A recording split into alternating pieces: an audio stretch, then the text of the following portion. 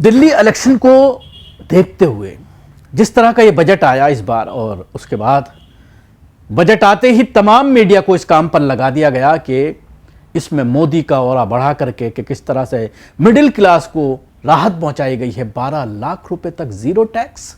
आज मोदी बयान देते हैं कि अगर यही दौर कांग्रेस का होता तो इतने लाख रुपए उनसे टैक्स वसूला जाता, और पुराने बातें करते हुए कि किस तरह से 3 लाख पर टैक्स वसूला जाता था। लेकिन कुछ आंकड़े सामने आए और उसके साथ ही भारत की गिरती अर्थव्यवस्था, डॉलर का जो है बढ़ता हुआ रेट यानी रुपया घटता हुआ, ये तमाम चीज़ें आज जो है वो चर्चा का विषय हैं। और सवाल यही खड़ा किया जा रहा है, ख़ासतौर से अभी जो रिपोर्ट आई है फोर्ब्स की, उस रिपोर्ट ने मोदी की अर्थव्यवस्था के ऊपर सवालात खड़े किए हैं, देश की अर्थव्यवस्था के ऊपर सवालात खड़े किए हैं।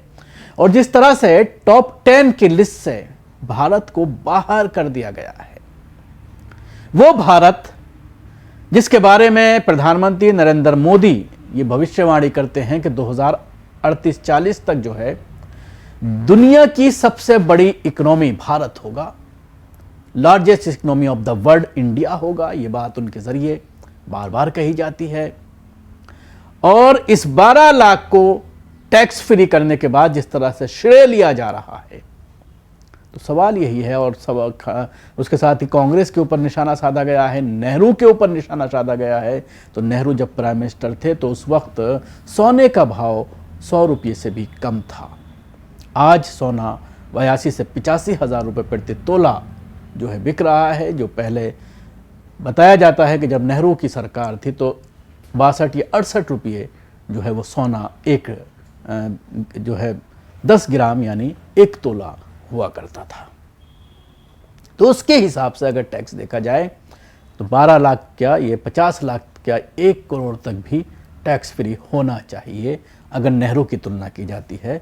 अब आइए हम बात करते हैं फोर्ब्स की। फोर्ब्स ने शक्तिशाली देशों की रैंकिंग में इंडिया को टॉप 10 से बाहर कर दिया है, और उसके साथ ही इसमें कुछ मुस्लिम देशों को शामिल किया गया है। इतना जोर से डंका बजा कि हम 10 सबसे शक्तिशाली देशों की सूची से बाहर हो गए हैं। विदेश नीति हो या फिर इकोनॉमी हो, इन दोनों ही मामलों में मोदी सरकार पूरी तरह से विफल नहीं नजर आ रही है। इतना जोर से डंका बजा कि हम 10 सबसे शक्तिशाली देशों की सूची से बाहर हो गए हैं। रुपये में रिकॉर्ड गिरावट आई है, डॉलर के मुकाबले पहली बार 87 रुपये पर पहुंच गया है।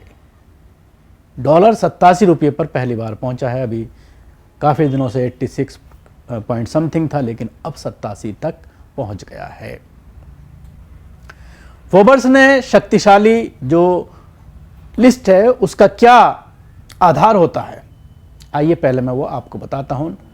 नेतृत्व क्षमता, देश का नेतृत्व कितना प्रभावशाली है, ये बात तय की जाती है। दूसरी बात है आर्थिक प्रभाव, देश की अर्थव्यवस्था कितनी मजबूत और व्यापक है।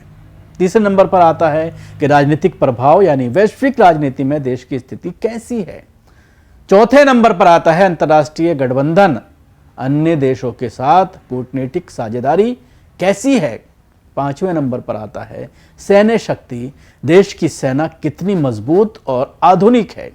इन 5 क्राइटेरिया के आधार पर ये रैंकिंग जारी की जाती है फोर्ब्स के जरिए, और उसके बाद ये तय किया जाता है कि कौन देश कितना शक्तिशाली है। तो इन 5 पॉइंट्स में देखा जाए तो हालांकि सैन्य शक्ति की अगर बात की जाए तो कई ऐसे देश हैं जिनको इस लिस्ट में शामिल किया गया है, जिसमें सऊदी अरब भी है। उससे तो बेहतर ही स्थिति हमारे भारत की है। लेकिन जहाँ तक सवाल है कूटनीतिक साझेदारी पड़ोसियों के साथ, और उसके अलावा आर्थिक स्थिति, सियासत जो है वो राजनीतिक स्थिति, इन तमाम चीज़ों पर भारत पिछले कई सालों में लगातार पिछड़ता हुआ नजर आ रहा है। इससे पहले कि गोदी मीडिया इसको देश के खिलाफ अंतर्राष्ट्रीय साजिश और भक्त इसको जो है देश के विरोधी और भारत विरोधी करार दें, इन सभी बिंदुओं के लिए एक और सिर्फ एक आदमी जिम्मेदार है। अपनी छवि को चमकाने के लिए अर्थव्यवस्था से लेकर विदेश नीति तक का कबाड़ा कर दिया है। भक्तों की तालियों के चक्कर में देश डुबाया जा रहा है। तो ये 2 मामले ऐसे हैं जो फोर्ब्स का रैंकिंग है, ये आज चर्चा का विषय बना हुआ है। और दूसरा जो डॉलर है वो किस तरह से ऊपर गया है और पैसा रुपया जो है वो डाउन हुआ है, इसको लेकर के सवालात ज़रूर खड़े हो रहे हैं।